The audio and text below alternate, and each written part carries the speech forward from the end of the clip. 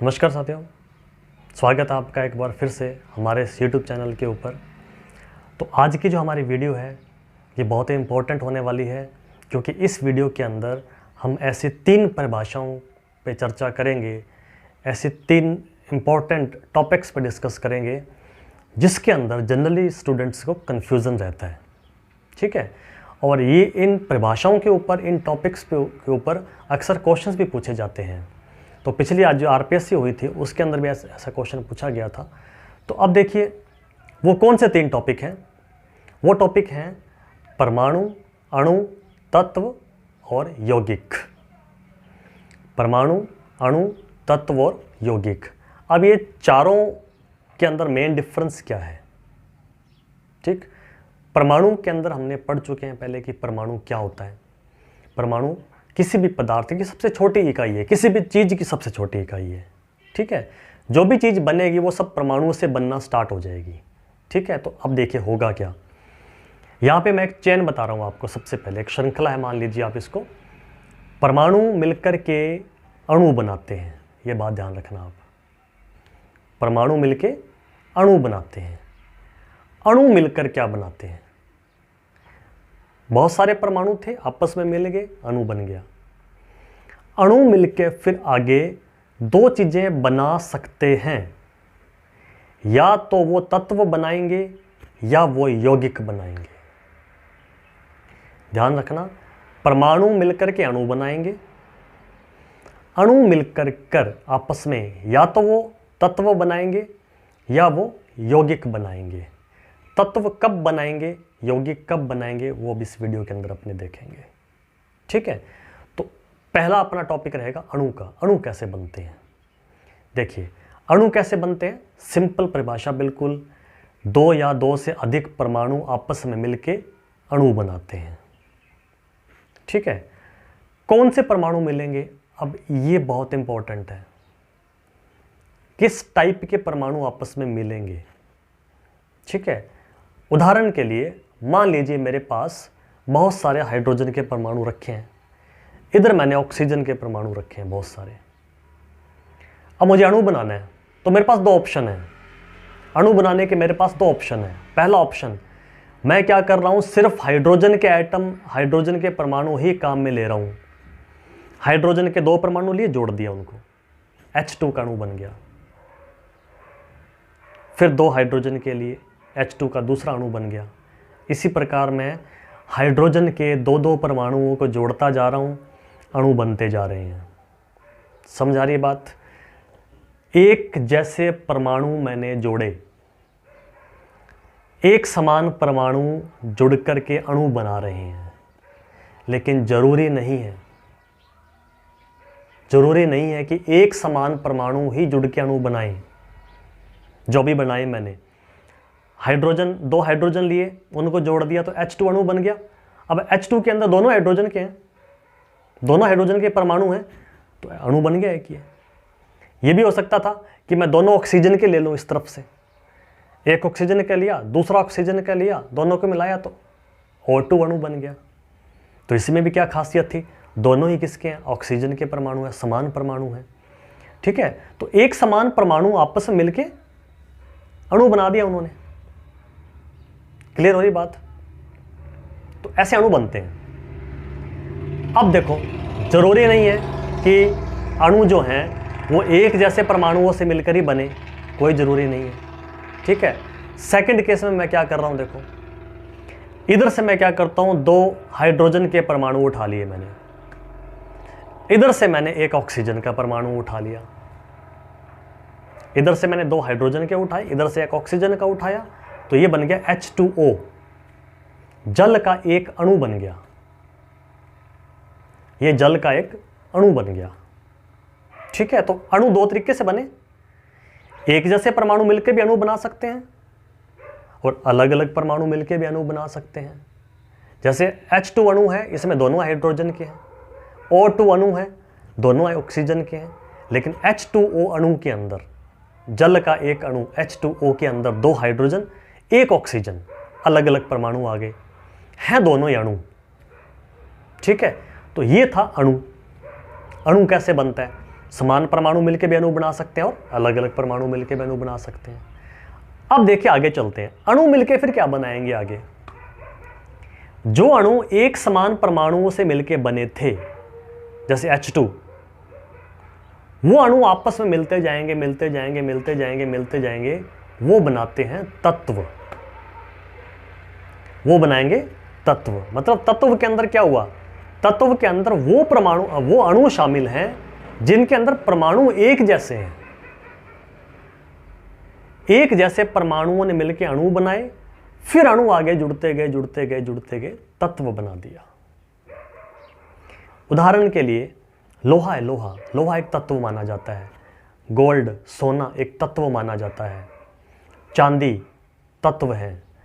तो इन सब के अंदर एक जैसे परमाणु हैं। लोहे के अंदर लोहे के परमाणु ही मिलेंगे, कोई बाहर का परमाणु एक्स्ट्रा नहीं आएगा। सोने के अंदर सोने के परमाणु मिलेंगे।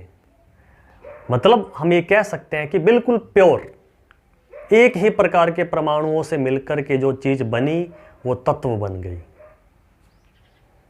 क्लियर है बात। तो तत्व के अंदर एक समान परमाणु वाले अणु आपस में मिलकर तत्व बनाते हैं। ठीक, चलिए, अब जरूरी नहीं है कि जो अणु है हमारे पास वो एक जैसे परमाणु वाला भी हो। अभी एग्जांपल लिया मैंने H2O, जल का एक अणु। तो H2O में क्या था, हाइड्रोजन के तो 2 थे, ऑक्सीजन का तो 1 है। तो ऐसे बहुत सारे अणु, H2O का 1 अणु, H2O का 2 अणु, H2O के 3 अणु, H2O के 4 अणु, H2O के लाख अणु, सारे मिलकर के पानी बनाते हैं। तो जल या पानी एक यौगिक है, तत्व नहीं है ये, इसको यौगिक बोलते हैं, जिसके अंदर अलग अलग परमाणु मिलकर के अणु बनाते हैं, फिर वो अणु आगे मिलकर के जो चीज बनाएंगे उसको यौगिक बोलेंगे, कंपाउंड जिसे बोलते हैं। अंतर ध्यान से समझना, तत्व के अंदर आपको सारे के सारे एक जैसे परमाणु मिलेंगे, यौगिक के अंदर आपको एक जैसे परमाणु नहीं मिलेंगे। अणुओं, बहुत सारे अणु मिलकर तत्व बनाते हैं, बहुत सारे अणु मिलकर यौगिक भी बना सकते हैं। तत्व को अगर मान लो हम तोड़ने लग जाएं, तोड़ते जाओ, तो उसमें जब आप परमाणु देखोगे ना, आपको सारे एक जैसे परमाणु मिलेंगे, क्योंकि तत्व बनता ही एक जैसे परमाणुओं से है। अगर मैं यौगिक की बात करूं, कंपाउंड की बात करूं, यौगिक को अगर आप तोड़ोगे तो उसमें अलग अलग परमाणु मिलेंगे। जैसे जल है, कल्पना करनी अपने, मान लो कल्पना कीजिए जल को तोड़ना स्टार्ट कर दो आप, तो उसमें जब लास्ट में क्या बचेगा, कुछ हाइड्रोजन के मिलेंगे और कुछ ऑक्सीजन के मिलेंगे, अलग अलग परमाणु मिलेंगे आपको। ठीक है, तो ये मेन अंतर होता है तत्व और यौगिक में। दोनों बनते अणुओं से मिलकर ही हैं। मतलब परमाणुओं से मिलकर अणु बना, अणु मिल आगे तत्व भी बना सकता है, यौगिक भी बना सकता है। अगर वो समान परमाणुओं से मिलकर बना है तो तत्व बनेगा, अलग अलग परमाणुओं से मिलकर बना है वो यौगिक बनेगा। क्लियर है? मेरे ख्याल से कोई कन्फ्यूज़न नहीं होना चाहिए आपको इन तीनों की डेफिनेशन के अंदर। अणु, तत्व और यौगिक क्या चीज़ हैं?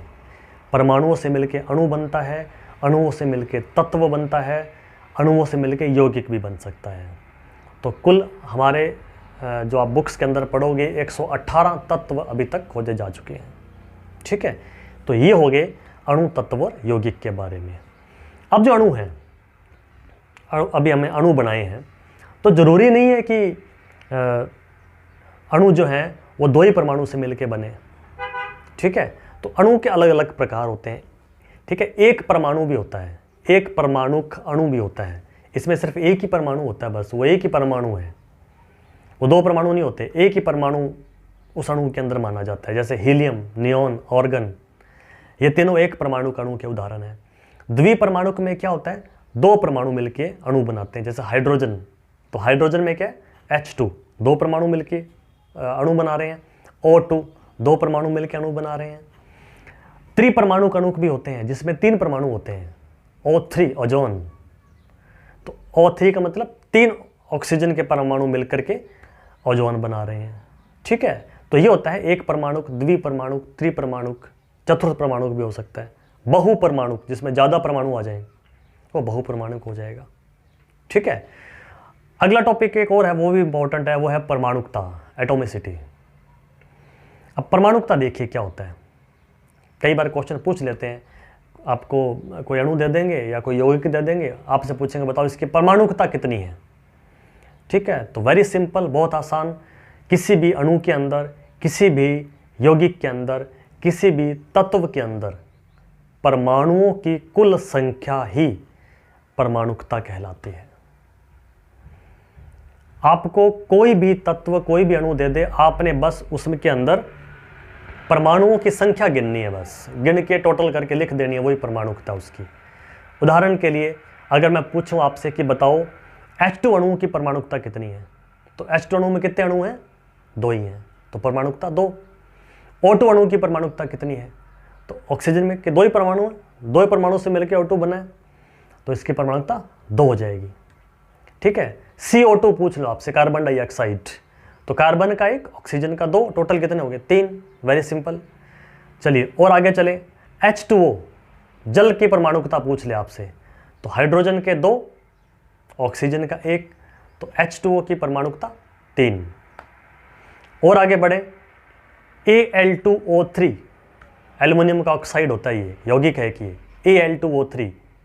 ठीक है, अब देखो Al2O3 को यौगिक बोल रहा हूं मैं, क्योंकि अलग अलग परमाणु है इसके अंदर, एल्युमिनियम और ऑक्सीजन का, तो यौगिक बोलूंगा इसको मैं, तत्व नहीं बोलूंगा। तो Al2O3, एल्युमिनियम के 2, ऑक्सीजन के 3, टोटल कितने हो गए? 5। और आगे देखें थोड़ा सा, Al2O3 साथ में 2H2O, Al2O3 डॉट 2H2O, मतलब Al2O3 तो हो गया, साथ में उसके जल के 2 अणु अटैच हैं, जुड़े हुए हैं इसके साथ। अब टोटल परमाणुकता गिन लीजिए इसकी, एल्युमिनियम के 2, ऑक्सीजन के 3 परमाणु, आगे हाइड्रोजन के 4 परमाणु हैं। क्यों? क्योंकि 2 है इसके आगे लगे हुआ, H2O के आगे 2 लगा हुआ है, तो हाइड्रोजन के 4 हैं, ऑक्सीजन के 2 हैं।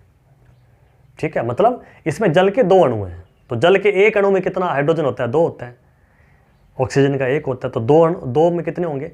4 और 2 हो जाएंगे। तो टोटल देखिए, वापस करो इसका, Al2 में 2, O3 के 3, 5 हो गए, हाइड्रोजन के 4, 9 हो गए, ऑक्सीजन के 2, 11 हो गए।